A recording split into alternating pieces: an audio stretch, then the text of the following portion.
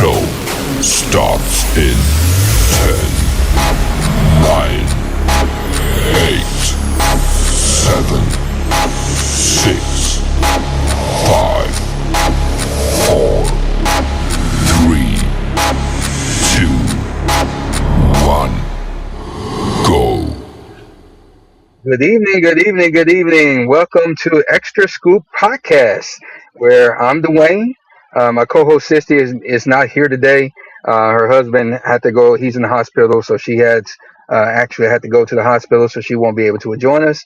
So let's keep her and her husband in our prayers and keep them lifted up. Um, Again, my name is Dwayne. I'm one of your hosts here, and you can reach me at my socials at Dwayne Turn Silk on TikTok, Instagram, and also on YouTube. And I want you guys to sit back and enjoy it today. We want to pick back up where we left off on yesterday. And on last podcast, I said yesterday. I guess I'm running them all together. We want to continue to talk about autism and the things that are going on with autism and the families that are actually dealing with it daily. And so I want you guys to sit back, relax, and I want our guests to come back up and introduce themselves and also tell you their social medias, how they can contact them, so we can get into this podcast.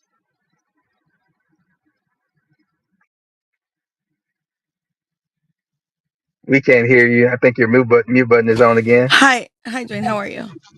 Doing Sorry. pretty good. That's okay. I'm doing good today. My name is Selene. I'm an autism mommy, and my platform Selene. My name SELENE_89 across all platforms.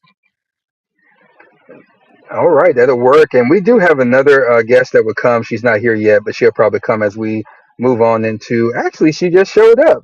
So let's bring Ashley up so she can introduce herself. How are Mhm. you doing? Hey. Could you introduce yourself to everyone and let them know your socials, how they can get in contact with you? Yes. Hi, everybody. I'm Ashley, also known as Movie Hippie Mom on all social media platforms. All right. We definitely thank you guys for coming. And again, Sissy won't be here today. She had to go to the hospital. Her husband's in the hospital. So let's keep her lifted up and keep him in prayers as well, that he has a good recovery. And so we want to get back into where we left off last podcast. And we want to bring you two beautiful autism mommies back up so you guys can continue this conversation for us. And I think we wanted to kind of also, before I do that, I want everyone to be able to reach out to. Yes, ma'am. Yes.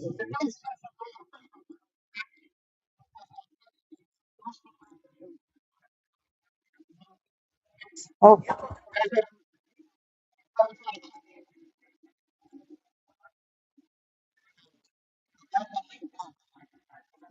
Oh, okay. Actually, if you can get in touch with, yeah, if you can get in touch with Selene right quick and let her know to come in on her original link that she had before, so she can come back in. okay. Okay. All right. So leave it real quick. All right. Okay. Yeah. So you can stay where you were at, because Sissy is not going to come today. But just go ahead and tell her to come. Tell Selene to come in on the link that she had last time, not the one that Sissy sent to her this time, and that way it won't kick her out. Okay. Yeah. Okay. But as she's doing that, I do want to give everyone's Sissy's socials at TikTok. It's at Sissy 11251. So you can also contact her there. And while we're actually getting Selene back up again, I just want us to realize that a lot of people try to lump neurodivergent into one group. So I guess when they see someone that may have autism on whichever level they have, they kind of lump that in on into one. So they say, hey, if I see one person with autism, I've seen them all. And I think we need to kind of talk about that a little bit, because we have verbal versus nonverbal. We have the different stages of autism, And I wanted to actually start with you, Ashley, because I do know that you have one of your sons, I believe Maverick is his name. He's nonverbal. And so I wanted you to kind Ah, of speak on. no, no, I don't have a son named Maverick. That's Oh, you don't? nonverbal. Okay, that's That's Allison. My, someone else, I think. yeah, Yeah, that's Allison. yeah. So I think Allison is supposed to come as well, but Allison has a son that's nonverbal, and I think when she does come, we would talk a little bit about that. But I know with nonverbal, a lot of times people have a little bit more um, of a moment to deal with because of the non communication. And I think a lot of times people can take a lot of those different things that they're dealing with a nonverbal child as them being defiant or them being contentious or them being bad or whatever the case may be, and not being able to communicate with them well. And I think the same thing goes with verbal. Autistic kids. I think sometimes when they're having an actual episode or a trigger. And I wanted to get into that moment since she's not there. We can go right into the triggers. And sometimes we think that we look at the meltdowns that we call it, the meltdowns leading up to, um, while, and after. And first things are the triggers. And the triggers can be anything from bright lights to loud noises to smells, clothing, a change in routines. It can be a lot of different things. I want you actually to speak on a little bit of the things that you have noticed, experienced about triggers that you can speak on.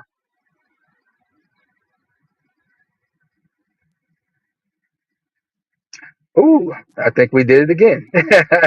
So, oh, go ahead and you're muted. Basically, what it's telling me is that only one person can go in through that link. Yeah, I think she, Sissy sent you her link. And so you were supposed to came in on the links that we gave you last time. It's a different link. So it's a host link that you came in on. And so that's why it's kicking you two out. So hopefully hopefully she'll come back in on the other link. So you can stay here for right now. So I was just speaking on the moment of triggers, um, Okay. the different triggers that are there with nonverbal or, oh, go ahead. I'm sorry.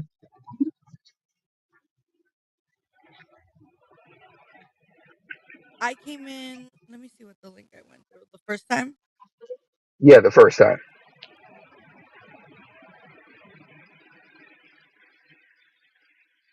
Yes, I have it.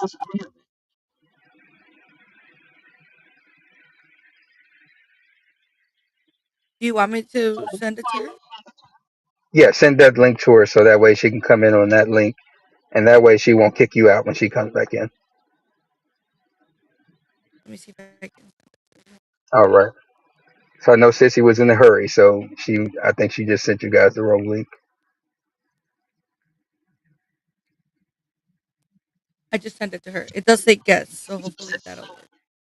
Yeah, yeah. So we were talking about the misnomers of neurodivergent kids. Oh, there you go, Ashley. You're back again.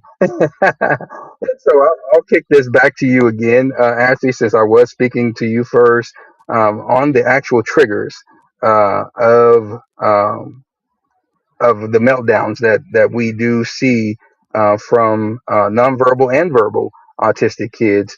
We were talking about those as being bright lights, loud noises, smells, clothing, a change in routines, and among other things. And so I want you to speak a little bit about your experiences in those moments, in those meltdowns, and those triggers.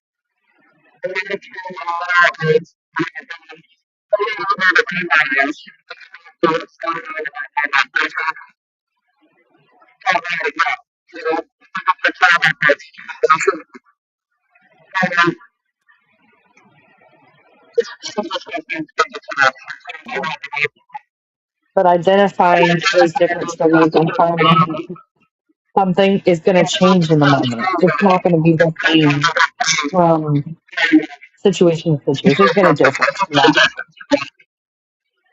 But in that instance, like you know your kid better than anybody. You know what brings them comfort, and really using that as a tool to have foster closeness, that helps a lot. Yes. Yes.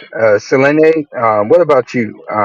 Again, those triggers are something that sometimes people mistake those as them misbehaving or something like that when they're in social settings, school, or whatever.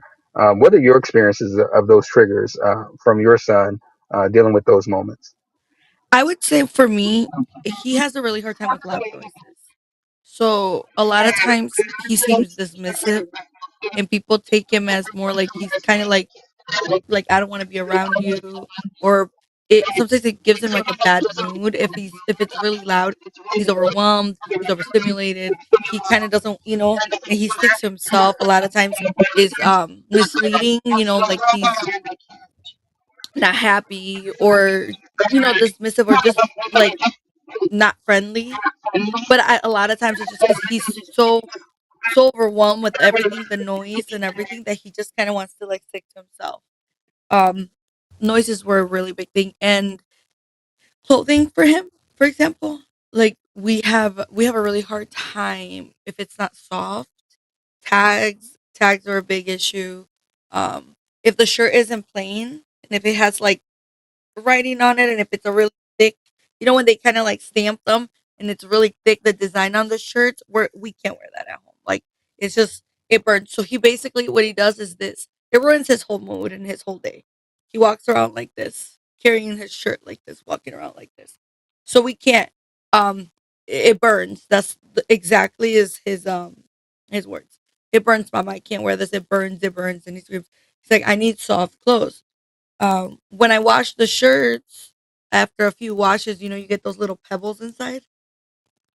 So those pebbles bother him a lot. Like it hurt. Like he says it burns. He wants to wear it inside out, and I'm like, we can't do that. But so he has a hard time. We have a really hard time with clothes, especially in the morning. I think it's gotten a little bit better, but when we were like in kindergarten and he was going to kindergarten, when we first started, the routine of getting up in the morning, getting dressed, getting changed, preschool, it wasn't that bad. I think the clothing started more like as he's getting a little bit older, and right now it's really bad.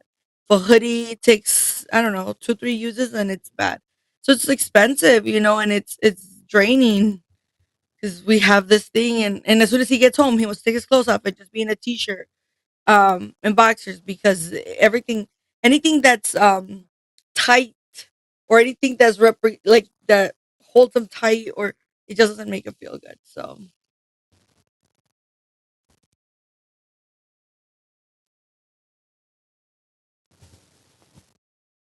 I think you're muted, Dwayne.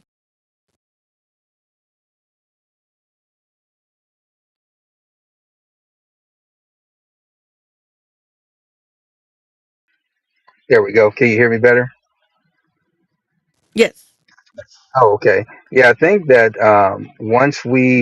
I know when I was younger and was growing up back in the 70s and the 80s and the 90s. We had a lot of friends that probably now we would know that they would be diagnosed as autistic, but back then you would try to figure out why does he not want to walk on the grass? Why is he just on the concrete? And if he steps on that grass, it's a meltdown, and we don't understand why. And I think those are the things that over time, seeing those friends go from not being able to walk on the concrete, or I mean on the grass, and then as we get over in middle school and high school, now seeing them not wanting to wear certain type of clothing, not being able to wear the uniforms at gym, or they have to get a special jersey for him for football or something like that because of the things, or to have certain padding on. And you didn't think of it then. And as kids, we would be like, "What's wrong with him? Why is he so special?" But now you understand of the irritable moments they were having, and then the change that comes along with it. And that's one thing that I noticed, that sometimes parents with autistic kids have trouble identifying the changes, because when they're 1, 2, 3, 4, 5, 6, they may be irritable here, and then as they get 8, 9, 10, 11, 12, 13, it may still be a lot of those things, but it may change into some other things. Some things may go away, some things may stay the same. And I think identifying those changes, if you don't identify those changes, it can lead to more meltdowns. It can lead to increased stimming. It can lead to irritability, pacing. The covering the ears, like you said, you cover his ears with the loud noises. Some become quiet, and you're like, well, he used to talk, now he don't want to talk to nobody, or she used to communicate, now she stays in the room all the time. And I think being able to identify those changes as parents, it helps you guys identify what's going on, and then have less stress yourself, identifying what your kid needs, and being real attentive to what they have going on. So Ashley, I want you to speak on it a little bit, about your kids and your experience of the times that you identified the change, and then sometimes you may have missed the change and had to come back around and get it again, or um, some of your kids may not have had a change. They may still be the same irritants and different things that's going on, or they may have got rid of some. Could you talk a little bit on that? Yes. So they have changed a lot as they've grown up over the years. Some of the things that bothered them previously don't bother them as much anymore. Um, for example, my child that was terrified of Halloween stores and animatronics, he now doesn't have an issue. He prefers scary monsters and things like that now. So that's completely different. Um, Kids that had texture issues with certain fabrics, they still have those same similar things. Polyester is always going to be an irritant for our kids. Um, any spandex blends, things like that. That's just stuff that I guess it's par for the course, dealing with kids that are like that, um, that have had those struggles. And I mean, I still, certain polyester fabrics, I can't do them either. I I get agree. it. I'm the same way. Um, Same yeah, thing. it's very Pretty solid. understandable. Yeah, and I get it. I'm like, I don't want to feel obstructed myself. It is what it is.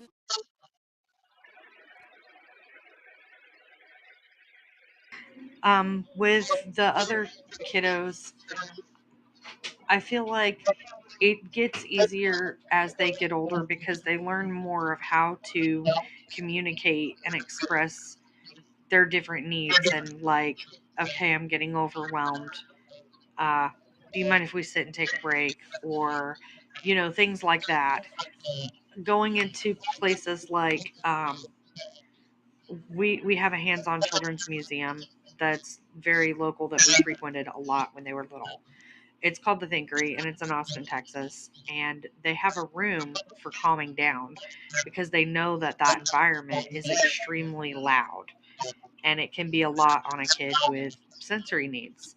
And they had sensory friendly days, but even still, it would be overwhelming, and they would play so hard that they would get so overwhelmed by the surroundings or the stimuli, because they have different rooms and different things that are going on. And Some of the kids would want to linger in other rooms longer than the others, like the water room, the current room. They constantly wanted to be in there. So it's not like that anymore. We don't have meltdowns like we used to because they've all gotten older and they've learned how to communicate better. So Yeah, it's gotten easier with time. I feel like for us anyway. In some ways, in others, it's just changed how they handle themselves in other situations because they've changed as they've gotten older. So most definitely, most definitely. Selene, I know your son is in that growing stage. What are your experiences with it as well? Yeah, I agree. Some things are really good and they've changed and I see a lot of progress, but there's many things or new things as he's getting older, new things that are developing that I'm like, "Oh." Little things like for example, well, yesterday I was complimented because we went to conferences and one of the teachers came out of the hallway and she's like, "Let me just tell you, I'm so proud of him because I remember how much you struggled bringing him in here, like on when he was coming to kindergarten in the mornings." And he's like, "You would bring him late because I knew you were struggling. I knew what it was. I knew that, he didn't want to get on the bus or this and this." And now it's like he wants to go on the bus. He goes there early. He gets up early. We get ready. He wants to go. He's like, she says, it's really nice to see him so happy because he definitely looked miserable every single day of kindergarten. And now, especially in the mornings, and now he looks happy. And I'm like, I am so proud too. He's making new friends, so that's a little bit not like a normal kid would, I would say, in his own way. He's teaching them in his own way to talk to him or to be friendly in his own way. Um, but he is growing, it is helping.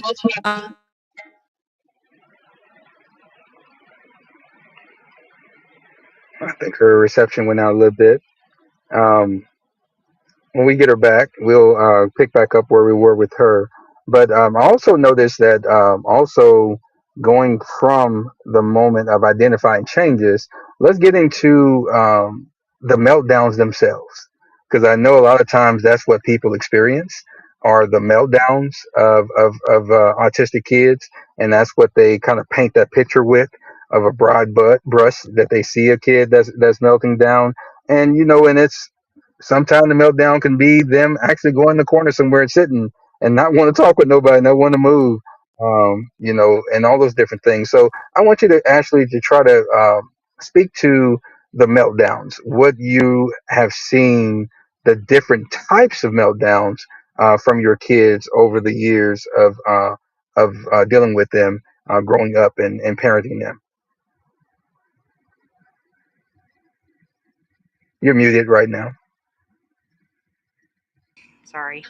That's When they okay. were very young, I noticed a lot of screaming meltdowns. They would just throw themselves down, and you had to like catch them and hope that they didn't accidentally hurt themselves or whatever. That's why we developed the system of what we did, um, and how we started distracting and helping them through it. Um, there were a lot of I don't want to be touched, I don't want to be talked to moments that they had as they got older. There were other moments where they would just want to be by themselves. They didn't want anybody in the same room as them. Don't look at me, don't talk to me, don't touch me. Um, we had a calm down corner for them as well that they could utilize at home privately in each of their rooms. So that was a big deal. And then also one in our living room.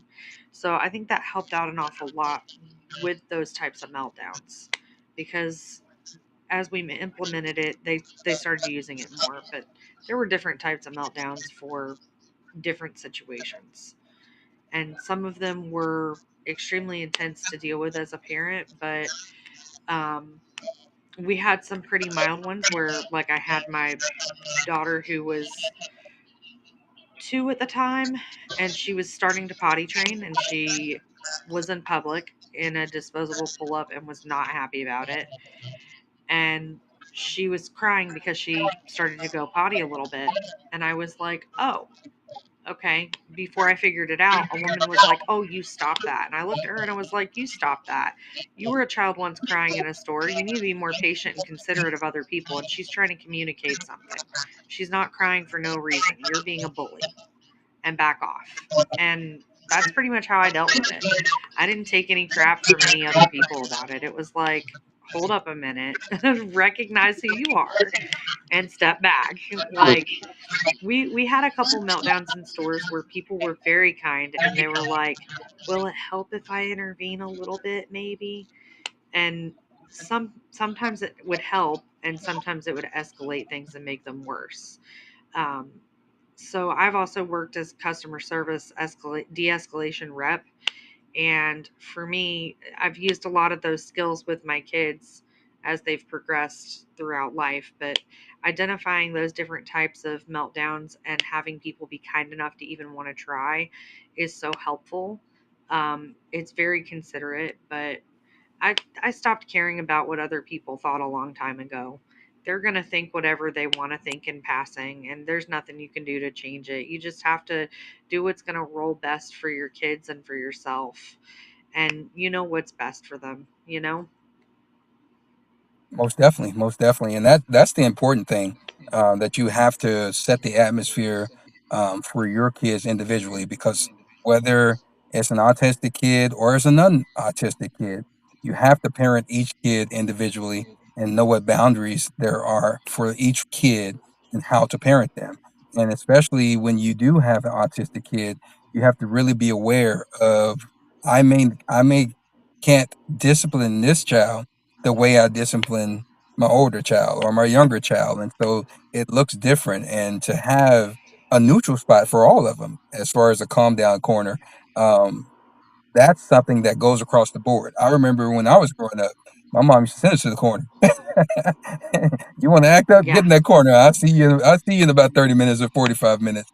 And I think it makes every child think and then get back into their own headspace to calm down. And I think that's a perfect space for everyone to think and use, because it helps the child to not first be overstimulated by discipline, but it also helps them to just get recentered and say, okay, why am I looking at this wall? What's really going right. on? And be able to think past their moment. And so I think that's something that I love, for that moment, because it helps that child to recenter and come off that meltdown. And also, um, for those who are in those public spaces that begin to have a meltdown, sometimes it's just as simple as removing them from the crowd and Yep, letting them reset. Take them to the car, take them to a different spot, take them outside to run around, let them see a little dog outside playing, and kind of refocus them from the thing that spooked them, the thing that scared them, the thing that got them to have that meltdown. I think we have to do a better job in society, just as the woman you said that was telling her to stop that. If that woman was really being observant, instead of saying stop that, she should have came and said, "Oh, little mama, how you doing? What's going on?" Try to redirect the conversation so that way it recomforts her and it makes her think again, like, "Oh, wait a minute, maybe what I'm going through is not that much because she's speaking to me. So let me go over here and speak to her and say hi." And it's just the moment of understanding as a society, being able to identify, okay, is this kid really being bad or if this kid is just really having an episode? Now let's identify that moment and move forward. So that's something I think we really need to be able to identify with. If it's objects that's there, maybe just simple taking the object out the way, removing it, taking it to the next room. So that way they won't be so spooked by the thing that spooked them. Those are identifying things that we could, as a society, help in those moments. If I see a kid spooking out and there's a funny looking toy in front of them and they're standing there screaming and hollering, maybe I should just go remove it and take it out the way and say, okay, is that better? And allow them that time to move on. Have you had experiences like that before? Yes, I think another thing I forgot to mention is that in the calm down corner, we had things like fidget toys to help redirect. We also had charts on the walls that discuss the different emotions that they would be feeling and what level of feeling they were, like happy, sad, mad, angry. It goes on and on. And it gives you like colors to go with it. Um, you can't control, I can't control other people, but I can control how I react, things like that, that are encouraging, that help them understand their feelings and their emotions that go along with whatever is going on with the meltdown. Helping them identify that trigger or that feeling and emotion that goes along with it is also so important, because that helps bridge the gap of communication there when they're so Yeah, little and they're just learning how to really speak. It really helped save us a lot to do that, because it made it where they wanted to actually communicate with us more. They're like, okay, they care. So they want to know more. Okay, how can I help mom and dad help me through this? And once they understand that we're not here to like push the stimuli on them, we want to help maybe disconnect them from that situation, remove them, take them out of there. Something that worked for me personally as a child, because I also have autism and ADHD. I would go to the bathroom with my nana, and she would wash my face. And washing my face off with cool water helped me to calm down, and it brought me back into myself, helped me ground. So it was a very, I remember being overwhelmed with sight, sound, noise, lighting, sudden drops and stuff. We went to Disney a lot, so that was quite an overwhelming experience for a little kid. yes, um, and that helped a lot. Was knowing what worked for me also worked for some of my kids, so I was able yeah, to implement some of that. But the calm down corner is always a good idea, and it's good to help them. Even if you don't have anything fancy, you can make your own charts and learn how to communicate with your kids, to try and help them understand, like, hey, I'm right here beside you. I know this is so hard for you. Even them just hearing that is so helpful for them getting through yes. those hard times. Yes, and that's identifying their feelings, their personal feelings and emotions and the things that they feel. And they're all individual human beings, and so they're all going to have sometimes the same feelings, and a lot of times they're going to have their own feelings that's triggered by a whole lot of different things. And as a parent, that's kind of a number one moment to understand their feelings, identify them, and know what's going on with them. Um, One thing that I heard you say as well is that you were with the corners that you guys have, the quiet down time in the rooms and the corners that you have in the room and in the living room area, the family room area. You're actually exhibiting that moment to that we're not going to overpunish, but we're going to support, and we're going to give parameters, and we're going to set rules and regulations, but we're going to do it in the confounds of what we need to do within what you're feeling and what you're doing and how you're getting there, so that way we can cover across the board. um, I've seen a lot of times that people kind of take it overboard and they punish first, and they go straight to the punishment: sit down, stop, quit, shut up, stop, and all those different things, but they never take the time to understand exactly what that kid's feelings are. A lot of times you just listen, they'll tell you. And once you get it, then you can kind of operate in that moment, in that space. And that's one thing I heard you identify earlier when you was talking, is that we have parameters, we have things that we have set.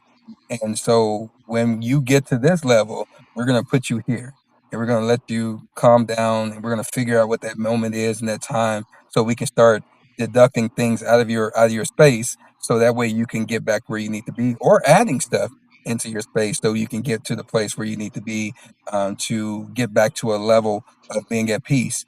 And I think that's something that a lot of parents need to start identifying, and then also people in the public as well, identifying that those things that we can help. Like we said earlier with the lady, if she would have, instead of saying what she said, if she would have came and approached in the moment of just being concerned, hey, what's wrong, little young lady, it would have been a different outcome for everyone Hmm. in that moment. But when you come with the wrong aggression, then you set a whole nother precedent, in that moment. And so I think that's something that we need to really pay attention to not punish, but support, and then also just have patience. There's no reason to Yeah. rush. Time is moving. Yes, we all do know we have to get up and work. We have to go to school, all those different things.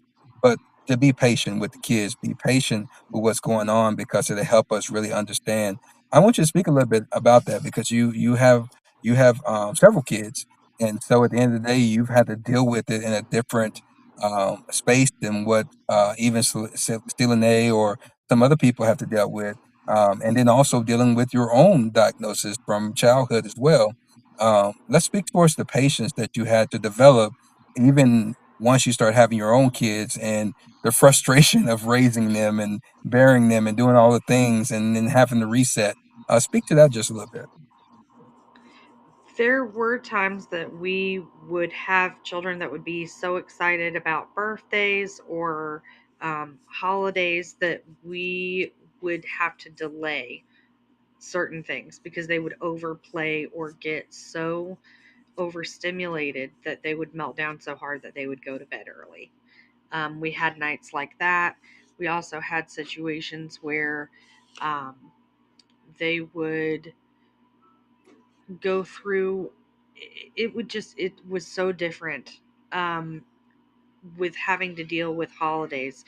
We pretty much learned even if I kept a schedule, there was no guarantee that we were going to by any means stick to it because anything could happen that would set them off. Anything that could Yeah, occur to set off one kid, or once one got crying, it would set off another. When they were toddlers, it was bad like that for a while. But redirection and learning to let go of the expectation of perfection. And I think social media does such a good job of teaching everybody that they have to be this perfect cookie cutter family and everything must go perfect at all times. It's just not like that. The reality is that not everybody is perfect, and that even within neurotypical families, you're not going to have a perfect holiday all the time. There's going to be something that could unexpectedly happen. Let go of your expectations of perfection pretty much once you become a parent. Um, Learn to just go with the flow. Once you learn to let go of that and make the adjustments with the understanding that like important things can happen on other days. If they play too hard or get overwhelmed on their birthday because the party was too much, to do less next year, to adjust according to where their play level is at. And you really watch that when you watch how they play and you don't helicopter them. You learn a little bit more about their play level and what their skills are and what they're able to do without having these great big meltdowns. Because children, when they're under 5, learn a lot about the world through interactive play. And that's yeah, so important for them to have that uninterrupted time. In other countries, we see it where they have um, higher intelligence scores with kids that are allowed to free range play and do things of that nature. So I kind of tend to follow other countries' levels of the way they handle parenting versus the yeah, US because I just found it to be more like what worked for our kids. So um, that's just how I did things. Every parent has their own way of doing things. There's no one right way to do it. It's just what worked for me was allowing them to really play a lot of it out. Um, there's also ways that you can do things like constructive deconstruction play. So if you have little boys that are wild and they're rambunctious and they're high energy, high stimulation needs, finding something they can do, like if you get a styrofoam cooler or whatever and you decorate it like a dragon or a castle and you give them a stick to beat it with, then they know, um, like, okay, I can make a mess. And this gives them a nice way that they can make a mess without um, being told no. If you make a lot of opportunities for yes and for playtime, it helps out with that need. And it really gets through to them like, okay, instead of waking up and finding that your sensory bin's been dumped out, you've set up a way for them to be messy and it's okay and it helps them out. So yeah. those were some of the things that we did to handle that. Most definitely. I think that's something that we need to get back to as a whole in society. That was something that Mhm. we did way back in the day, in my days. We had time to explore because their parents would tell you, "Hey, it's 7 o'clock. What y'all still doing in the bed?" And by the time of 7:30, 8 o'clock, we had breakfast and we were outside, and we didn't come back in until lunchtime. And after lunch, then we didn't come back in until dinner time. And it was like it was always a moment of free range play. It was always a moment of exploration. We can ride the bikes, go into the woods, and really go out there and see what everything was about. See the frogs jumping and everything else, and be able to just get into things that we couldn't do at home. But having the parameters to know that we're not supposed to go past point B and point C and then come back home and we're fine. And I think it did stop us when our kids started getting more involved in video games and in the home, and there wasn't really interactive play. It wasn't things that really challenged them to be creative. It was just more of I'm just doing what this video game is telling me to do, and I'm gonna get back off and go do the next thing I got and get on my phone and text. And so I think we really need to get back into those things as a whole when our kids are young and those impressionable building days, to where when they do get older, they're able to be stimulated correctly. And I think that's something that we're learning from a lot of our families that have autistic kids, is that we need to get back to that because it helps. It helps when they're in pre-Ks and kindergarten, all those different things, to have those type of interactive play and moments going. And so we know that patience is very important, and it takes a lot of patience to be able to create moments for your boys, especially when they're overactive and they're wanting to go out there and play. It takes a lot of patience to go out there and give them a space and not want to say no, no, stop, stop, and just give them opportunities to just play and go ahead. And once they're done, get them in, get them cleaned up, and let them get ready to eat and go to bed. And I think that's what we need to get back to as a whole. And as we get ready to sum everything up, because I think Selene couldn't get back in, and so we'll have to catch her on the next podcast. As we get ready to sum it up, I want you to just go ahead and speak to everyone and just let them know what's on your mind, things that you feel are a takeaway addition of what we've been talking about. And again, remind everyone how to get in touch with you if they want to communicate with you. You're on mute, I think.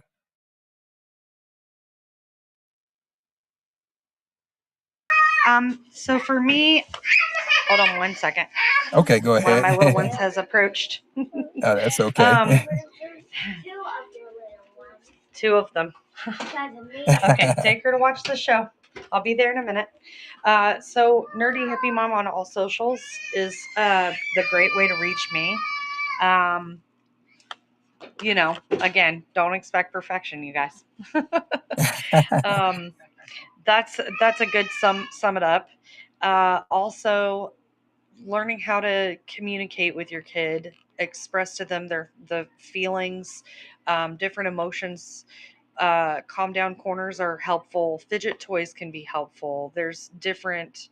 Um, a new mom dealing with autism. Get in touch with your local community. There are good resources through early intervention. I don't know what state you're in, but if you do want to connect with me after, I can help you get a hold of resources in your local state because I'm good at doing that. I used to work with Medicaid, so I know how to find all those resources very well. I'm pretty versed in it.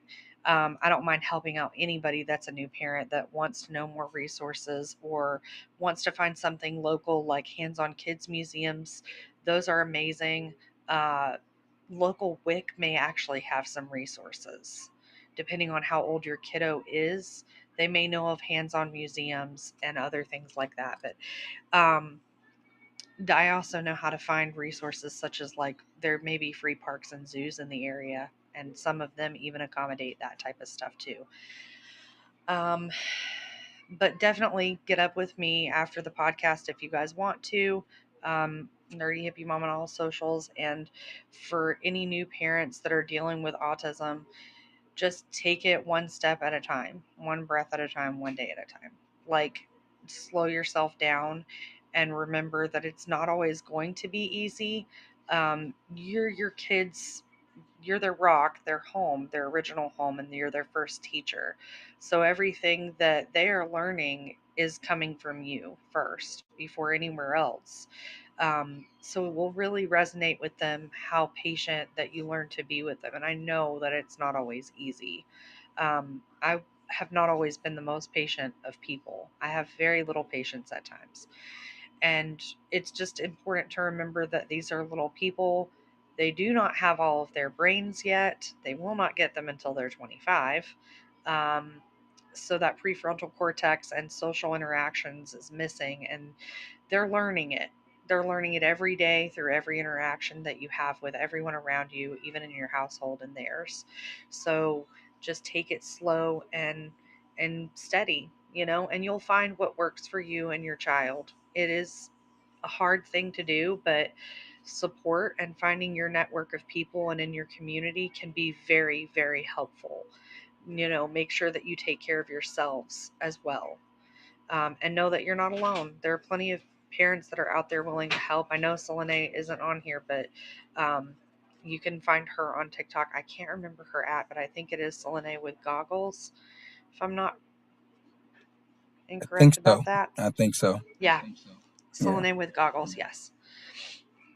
Or if you connect with me and you want to connect with her, I can get you connected to her because we're friends on TikTok. So Most there's that. definitely. Most definitely. I definitely want to thank you, Ashley, for coming out again. I want to thank Selene for also coming out. She got bounced out and she couldn't get back in. I want to also No. give a shout out to my co-host Sissy, who couldn't be here because she's at the hospital with her husband. We send prayers and our love toward them, and we know that he'll have a quick and speedy recovery. We want to also shout out to our lovely, beautiful queen, Angela, and the Crew podcast for hosting this podcast today. We want to definitely thank you and shout out to you for always being there for everyone. And I'm Dwayne. I'm one of your hosts here as well. You can reach out to me at Dwayne Turn Silk on all my socials. And just until we meet again, I want to just tell everybody thank you. And you guys have a great evening. And with that, we say good night. Good night. Bye, Thank you for everyone. having us. You're Bye. definitely welcome.